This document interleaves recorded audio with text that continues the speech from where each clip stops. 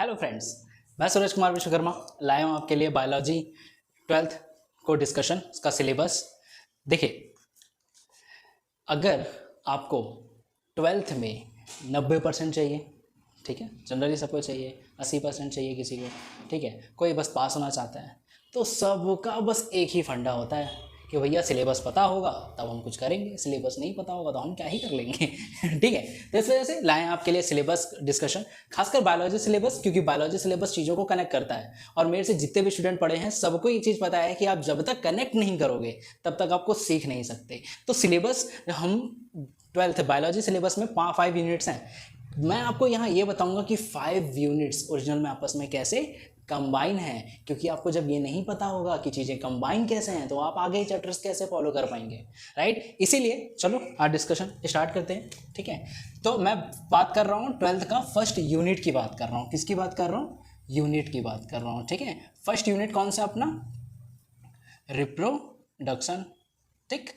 अब ये है फर्स्ट यूनिट जिसमें फर्स्ट चैप्टर की बात करते हैं अपन, ठीक है। किसकी बात करते हैं? First chapter. तो फर्स्ट चैप्टर का नाम है क्या?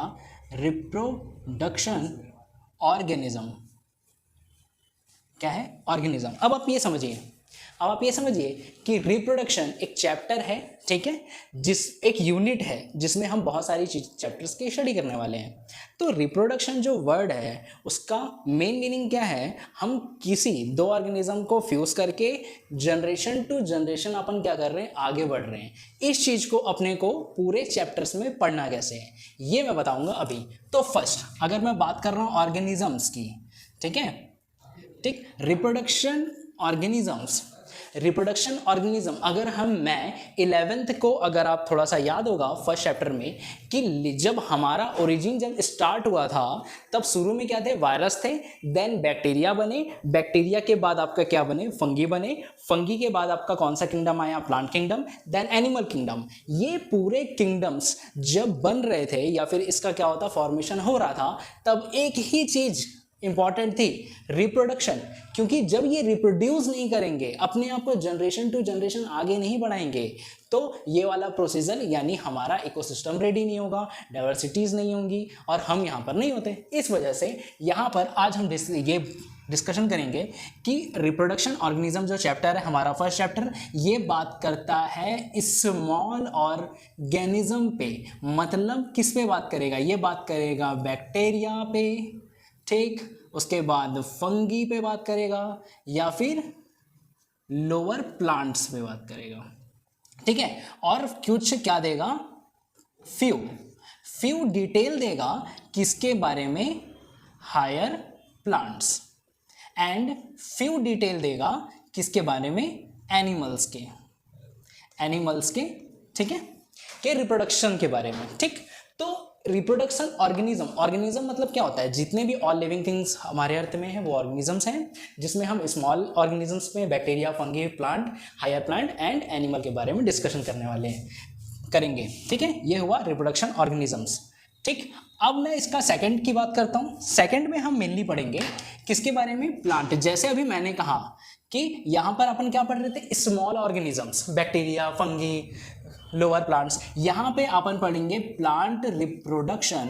अब प्लांट रिप्रोडक्शन के बारे में क्यों? अब देखो, चीज़ें जब जनरेशन टू जनरेशन आगे बढ़ी तो पहले बैक्टीरिया था, फिर प्लांट, फिर ह्यूमंस यानी एनिमल्स डेवलप हुए। Same reproduction. आप पहली बार कोई चीज़ पढ़ोगे तो सबसे पहले डायरेक्ट ह्यूमंस का रिप्रोडक्शन थोड़ी पढ़ोगे, सबसे पहले आपको पढ़ना पड़ेगा छोटे छोटे माइक्रो ऑर्गेनिज्म कैसे रिप्रोड्यूस कर रहे हैं, ठीक है, तभी तो आप हायर के बारे में जाओगे। तो इस वजह से रिप्रोडक्शन ऑर्गेनिज्म में छोटे एनिमल्स, छोटे प्लांट्स के बारे में था। अब यहाँ पर मेनली प्लांट रिप्रोडक्शन, क्योंकि हमारे आजू बाजू मेनली क्या चीज़ दिखता है? प्लांट। कौन सा? एंजियोस्पर्म प्लांट्स दिखते हैं, इसीलिए यहाँ पर मेनली स्टडी किया जाएगा किसका? एंजियोस्पर्म प्लांट्स का, ठीक। इसके बाद तीसरा जो चैप्टर होगा हमारे पास वो होगा ह्यूमन रिप्रोडक्शन। किसका? Human reproduction. अभी आप खुद देखिए, यहाँ पर स्मॉल ऑर्गेनिजम्स हो गए पूरे, स्मॉल एनिमल्स, प्लांट, सब। यहाँ पर मेनली प्लांट जो हमारे आजू बाजू चारों तरफ हैं। उसके बाद ह्यूमंस रिप्रोडक्शन, क्योंकि यार हम ही तो स्टडी कर रहे हैं, क्या हम खुद के बारे में स्टडी नहीं करेंगे? करेंगे, बिल्कुल करेंगे, क्यों नहीं करेंगे, ठीक। अब एक बात बताओ, जब चीज़ें रिप्रोड्यूस होती हैं, रिप्रोडक्शन होता है, तो उससे डिसीज भी तो पैदा होती है। आपने HIV वायरस के नाम सुने होंगे, ठीक है, याद है कि नहीं याद है यार? वो तो सबको याद होगा, पता है मेरे को, ठीक है। ये हुआ। इसमें अपन पढ़ेंगे क्या, रिप्रोडक्शन हेल्थ,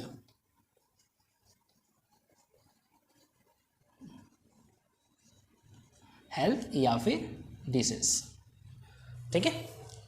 ओके, तो देखो जब स्मॉल ऑर्गेनिज्म आगे रिप्रोड्यूस किए, हायर प्लांट्स बनाए, फिर हम प्लांट का रिप्रोडक्शन पढ़ेंगे, फिर ह्यूमन रिप्रोडक्शन पढ़ेंगे, फिर रिप्रोडक्शन से होने वाले जो ह्यूमंस में जो डिसीज कॉस्ट होते हैं वो शायद आप अभी अभी देखो, फीमेल्स को बहुत सारे डिसीज होते हैं, उन्हें पता भी होगा, मेल्स को बहुत कम होते हैं, लेकिन आपको समझना पड़ेगा यहाँ पे इक्वालिटी पे अपन खड़े हैं, इस अभी जो सिचुएशन है वो इक्वालिटी पे है, तो हमें इस चीज़ का भी बहुत ज़्यादा ध्यान रखना पड़ेगा, ठीक है। तो चलो एक बार फिर से बता देता हूँ, स्मॉल ऑर्गेनिज्म में अपन रिप्रोडक्शन ऑर्गेनिज्म को पढ़ेंगे, फिर प्लांट्स हम प्रॉपर एंजियोस्पर्म प्लांट्स पे फोकस करेंगे कि वो फूल फ्लावर कैसे खिलता है, फ्लावर क्यों खिल रहा है, ठीक है, वो लाल ही क्यों है, वो स्मेल क्यों कर रहा है, कुछ फ्लावर से स्मेल ही नहीं करते, क्यों ऐसा, क्यों, रीजन क्या है, ये पढ़ेंगे। एक बात तो घास है, अपन एक घास को उगते हुए देखें और यहाँ दूसरा घास फिर से उग जा रहा है ना, तो ये कैसे आपस में रिप्रोडक्शन कर ले रहे हैं, एक प्लांट आम का इधर है, एक प्लांट 2 किलोमीटर बाद दूर, लेकिन फिर भी ये फ्रूट दे रहा है आपको, ये हो कैसा रहा है, ये चीज पढ़ेंगे अपन प्लांट रिप्रोडक्शन में।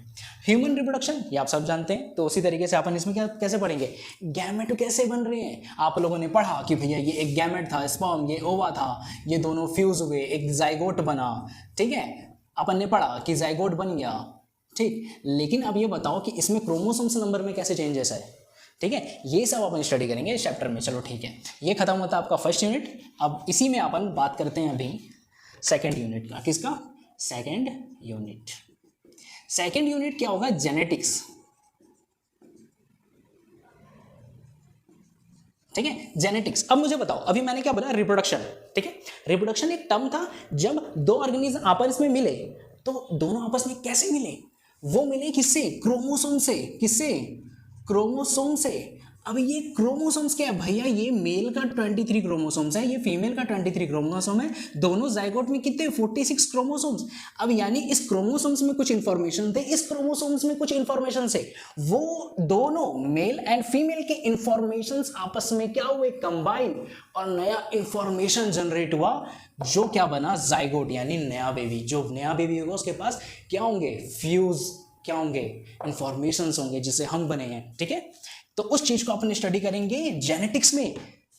क्रोमोसोम्स को अपन जेनेटिक्स बोल रहे हैं। अब समझ में आया कि रिप्रोडक्शन क्यों पढ़ना जरूरी था। अगर रिप्रोडक्शन अपन नहीं जानते तो अपन जेनेटिक्स को कैसे जानते, ठीक है, इसीलिए जेनेटिक्स पढ़ना जरूरी है। तो जेनेटिक्स का अगर मैं जो फर्स्ट चैप्टर की बात करूंगा, जेनेटिक्स का जो फर्स्ट चैप्टर है वो है क्या, आप लोग बता सकते हैं, इनहेरिटेंस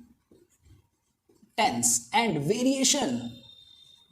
अब आप मुझे बता, इनहेरिटेंस कैसे होता है, इनहेरिट कैसा होता है, मेल एंड फीमेल तब दोनों फ्यूज हुए, फ्यूज से जाइगोट बना, वो इनहेरिट होता है, वो आगे जा रहा है, वो आगे जा रहा है इन द सेंस उसके अंदर का जो क्रोमोसोम्स है वो इंफॉर्मेशन लेते हुए आगे जा रहा है। मम्मी या पापा कहीं ना कहीं से आप दोनों में से किसी एक से तो पक्का मिलते हैं हम, या फिर मम्मी से मिल रहे होंगे या फिर फादर से मिल रहे होंगे। ये इन्फॉर्मेशन किसके पास है, ये इन्फॉर्मेशन है जीन के पास। जीन कहाँ होता है, क्रोमोसोम्स में होता है। तो जाहिर सी बात है, जब तक अपन क्रोमोसोम्स यानी जीन की स्टडी नहीं करेंगे तो हम कैसे बता पाएंगे वो इनहेरिट हो रहा है या नहीं हो रहा है। हम वो आगे बढ़ रहा है ना, हम भी आगे बढ़ रहे हैं, इसका हमारा इन्फॉर्मेशन, हमारा जेनेटिक्स भी आगे बढ़ रहा है, राइट। अब इसमें वेरिएशन आती है। देखो आप पापा से मिल रहे हो लेकिन हूबहू मिलते हो क्या, नहीं, कुछ ना कुछ वेरिएशन होता ही है, ठीक है, ये इंपॉर्टेंट है, ठीक। तो इसमें अपन पढ़ेंगे इनहेरिट एंड वेरिएशंस हो रहे हैं, दूसरा, ठीक। ये था अपन का ऊपर। अब अगर मैं डीपली जाऊं तो अपन पढ़ेंगे मॉलिक्यूलर क्या, बेसिस ऑफ इनहेरिटेंस, ठीक है, बेसिस ऑफ इनहेरिटेंस। अब एक बात आप बताइए, मॉलिक्यूलर बेसिस, यहां पे हमने पढ़ा कि जेनेटिक्स क्या हो रहा है, आगे चेंजेस हो रहे हैं उसमें, दो मिला कैसे वेरिएशंस हुए। अब ये वेरिएशंस मॉलिक्यूल में कैसे हुए, तो molecule in the sense DNA में चेंजेस होना, किसमें, डीएनए में चेंजेस होना, ठीक है, ये पढ़ेंगे मॉलिक्यूल में। डीएनए के अंदर चेंज होगा तो इनहेरिटेंस होगा एंड वेरिएशन होगा तो जेनेटिक्स में चेंजेस आएंगे, जेनेटिक्स होगा तभी तो रिप्रोडक्शन के बारे में पता चलेगा, राइट। इसी वजह से हमें ये पढ़ना जरूरी है, ठीक। अब इस यूनिट का थर्ड चैप्टर है क्या, ठीक है, सॉरी माय मिस्टेक, इवोल्यूशन। अगर मैं बात करूं मॉलिक्यूलर चेंजेस का, इवोल्यूशन चेंज हो रहा है। हम अंदर से इंसान बन गए, कैसे बन गए, इवोल्यूशन के कारण ही अपन बंदर से इंसान बने हैं, यानी कहीं ना कहीं वो इनहेरिटेंस एंड वेरिएशंस हो रहा है, जिसके कारण मॉलिक्यूलर बेसिस इनहेरिटेंस होता है कहीं कहीं। और ये कितने ईयर्स लगे, अगर आपको मान लो आज से 10,000, ठीक है, कितना 10,000, ठीक है, ईयर्स पहले, ठीक है, हम क्या थे, ठीक है, अगर आपने पढ़ा होगा तो निएंडरथल मैन था, ठीक है, आप लोग पढ़ोगे जब आप इवोल्यूशन पढ़ोगे तो निएंडरथल मैन जब 10,000 साल पहले थे, जब पहली खेती हुई थी ना निएंडरथल मैन, वो वहाँ से इवोल्यूशन हमारा स्टार्ट हुआ है, जिससे हम अभी हैं होमो सेपियंस, ठीक है, ये आपको पता होना चाहिए। ठीक, तो हमने अभी जस्ट सेकंड यूनिट समाप्त किया, फिर से देख लो, सेकंड यूनिट जेनेटिक्स पढ़ेंगे जिसमें इनहेरिटेंस और वेरिएशंस पढ़ेंगे, देन उसके अंदर मॉलिक्यूलर चेंजेस पढ़ेंगे। मॉलिक्यूलर जब चेंजेस होगा तभी तो हमें इवोल्यूशन में देखने को मिलेगा। इवोल्यूशन मतलब क्या, ईयर्स एगो चीजें पहले कैसे हुआ करती थी और अभी कैसे हैं, ये हम स्टडी करते हैं इवोल्यूशन में। ठीक है, ओके। अब इसके बाद आता है अपन का थर्ड यूनिट थर्ड। तो यूनिट थर्ड में अपन क्या पढ़ेंगे, ह्यूमन हेल्थ। देखिए, ह्यूमन हेल्थ एंड डिसीज। अब चलिए, अब ये था इसका यूनिट थर्ड का, अगर मैं मान के ये फर्स्ट चैप्टर है ह्यूमन हेल्थ।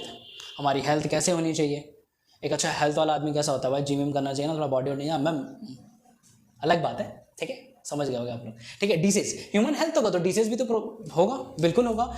आसपास कितने ज़्यादा बैक्टीरिया हैं तो उसके कारण कुछ डिसीज होगा। सोचिए हमारे आसपास जितने सारे बैक्टीरिया, उसके कारण एक नई नई डिसीज हो रही है अपन को, आज भी हो रही है, कोरोना वायरस, क्या है, नया तो डिसीज है ना, है कि नहीं, है ना। चलो ये सब अपन पढ़ेंगे इसमें। चलो एक और चीज़ देखते हैं, इसमें एक चैप्टर है, पूछो क्या, स्ट्रेटेजी फूड की, अपने को क्या करना है, फूड के बारे में पता है, इनहेंस ऑफ फूड, कितना अच्छे से अच्छा फूड अपन खा सकते हैं। ये तो काम कर रहे हैं अपन, क्या कर रहे हैं, मैगी तो खा रहे हैं अपन, अच्छा फूड तो है वो, नहीं है, पास्ता है, नहीं अच्छा है, अरे अच्छा है, खाते हैं डेली, ठीक है, मोस्ट ऑफ लोग खाते हैं, पता है मेरे को। ठीक है, तो देखो यहाँ पर एक चैप्टर है, क्या, स्ट्रेटेजीज,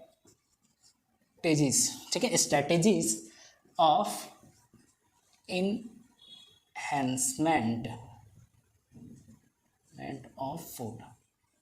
देखो, ठीक है, इसमें क्या हो रहा है, इसमें आपको नहीं, देखो अभी आप राइस देखो, पहले जब हम लोग राइस खाते थे ना, उसमें विटामिन ए नहीं होता था, क्या आप लोग को पता है। लेकिन आज के टाइम में जो आप राइस यूज करते हैं उसमें विटामिन ए है, शायद आपको ये पता नहीं होगा। ठीक है, ये भी मैं बता दूं, पहले आप जो दाल यूज करते थे उसमें न्यूट्रिएंट्स की मात्रा बहुत कम होती थी, लेकिन आज जो आप लोग दाल यूज कर रहे हो उसमें न्यूट्रिएंट्स की मात्रा बहुत ज्यादा है। पहले आप जो पालक खाते थे, आपको शायद पता नहीं होगा, आप लोग जब पालक खाते थे उसमें पढ़ते थे इसमें तो कैल्शियम है, कैल्शियम है, कैल्शियम है, पहले के लोग स्टडी में करते थे। हमारे भारत में क्या हुआ, आयरन की कमी होने लग गई थी, हमारे अर्थ में भारत में आयरन की कमी होने लग गई थी, जिसके कारण आपके पालक के अंदर आयरन के कंटेंट को इनहेंस किया गया, उसके अंदर डाला गया, जिससे आज जो आप पालक खाते हो उससे आप बोलते हैं अरे पालक खाओ, आयरन की कमी नहीं होगी।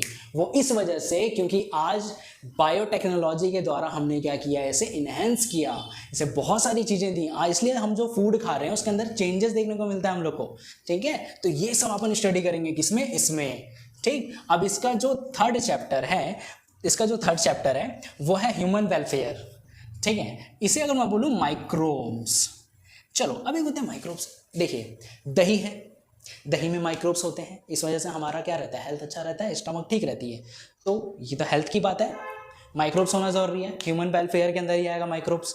ठीक, दूसरा क्या होता है, शायद आपको पता नहीं, जो अपन बॉटल्स यूज करते हैं, ठीक है, जो आप कोको कोला की बॉटल टसन से मार्केट में खरीद के लाके पी लेते हो, उसके अंदर जो केमिकल डाले जाते हैं वो माइक्रोब्स से प्रोड्यूस किए जाते हैं, ये शायद आपको नहीं पता होगा। ठीक, आप सब इडली खाते हो यार, इडली तो फेवरेट डिश है कि नहीं, मेरा तो नहीं है, नहीं मेरा भी है वैसे। ठीक है, तो उसके अंदर भी क्या होता है, रात भर हम क्यों रखते हैं, बैक्टीरिया को ग्रोथ करने के लिए। तो ये क्या है, माइक्रोब्स। आज के डेट में माइक्रोब्स ही ह्यूमन वेलफेयर के लिए इंपॉर्टेंट है। आज के डेट में माइक्रोब्स हटा दो, आधे लोगों का क्या हो जाए, न्यूट्रिशन कम हो जाएगा।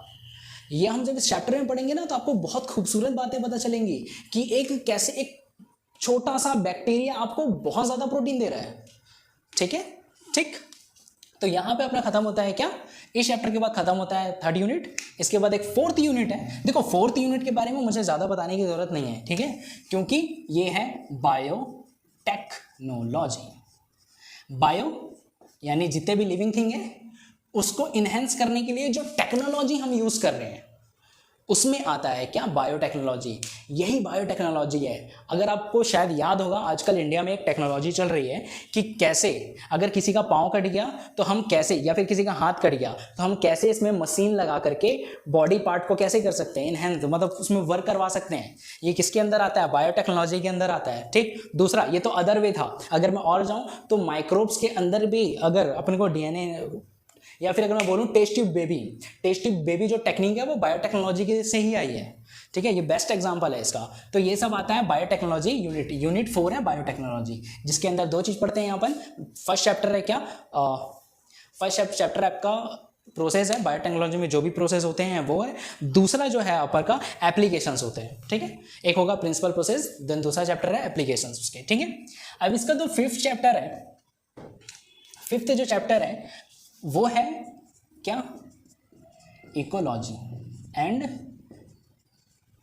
चलो इकोलॉजी सही है। ठीक है, इकोलॉजी में जो फर्स्ट चैप्टर अपन पढ़ेंगे, तो इकोलॉजी में जो फर्स्ट चैप्टर होगा हमारा वो होगा, अगर अच्छे से बात करें तो population and organism and population. अगर बुक में देखोगे तो उसमें ऑर्गेनिज्म एंड पॉपुलेशन लिखा हुआ है। तो देखो, हमने रिप्रोडक्शन पढ़ा, रिप्रोडक्शन के कारण हमें चीज़ें क्या देखने को मिली, जेनेटिक्स के अंदर चेंज है। अब जेनेटिक्स से होने वाले बहुत सारे डिसीज थे और साथ में बहुत सारे माइक्रोब्स के होने वाले डिसीज थे, वो अपन किस में पढ़ लिए, डिसीज वाले चैप्टर में, यानी 3rd यूनिट में पढ़ लिए। फोर्थ यूनिट में हमने क्या किया, बायोटेक्नोलॉजी, उससे हम नए चीज़ें इन्वेंट कर रहे हैं। राइट, अब ये पूरा जितना सिस्टम है वो एक चीज़ को चलाने के लिए, किसको, इकोलॉजी। क्यों, क्योंकि अगर आपका रिप्रोडक्शन नहीं होगा तो पॉपुलेशन नहीं होगा, और पॉपुलेशन होने के लिए जेनेटिक्स को देखना जरूरी है। अब पॉपुलेशन होगा तो पॉपुलेशन के बीच में क्या होगा, डिसीज होगा, उसको भी तो सुधारना है। कैसे सुधारोगे, बायोटेक्नोलॉजी से सुधारोगे। समझ में आया? अब बात को समझो। अब पॉपुलेशन तैयार कैसे हुई भैया, ऑर्गेनिज्म से हुई है। तो इसीलिए इकोलॉजी का फर्स्ट चैप्टर है ऑर्गेनिजम्स, देन ऑर्गेनिज्म मिलेंगे तो पॉपुलेशन। ठीक, इसका सेकंड चैप्टर, अगर पॉपुलेशन आपस में मिलेगा तो आप बताओ क्या होता है, कम्युनिटी के बाद क्या होता है, इकोसिस्टम। क्या होता है, इकोसिस्टम तैयार होगा। ठीक है, इकोसिस्टम तैयार हुआ। अब भैया आप बताइए, अगर इकोसिस्टम तैयार हुआ तो इकोसिस्टम के अंदर क्या दिखने, 3rd चैप्टर देखने को मिलेगा अपन का, क्या, बायोडाइवर्सिटी। ठीक है, बात समझ में आया कि अपन को बायोडाइवर्सिटी देखने को मिलेगी इकोसिस्टम के बाद। इसके बाद जो इसका 4th चैप्टर रहेगा वो होगा, ठीक है, एनवायरमेंट।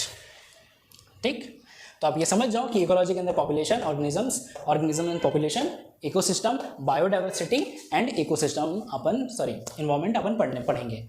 ये जितने चैप्टर्स हैं अपन नेक्स्ट टाइम इसको शुरू से चैप्टर्स का अपन डिस्कशन करने वाले हैं। अगर आपको होल 12th सिलेबस के साथ अगर आपको पूरे चैप्टर्स को अच्छे से स्टडी करनी है, 12th को आपको बहुत अच्छे नंबर्स लाने हैं, तो हमारे चैनल को लाइक करो, सब्सक्राइब करो, और थैंक यू फॉर वॉचिंग।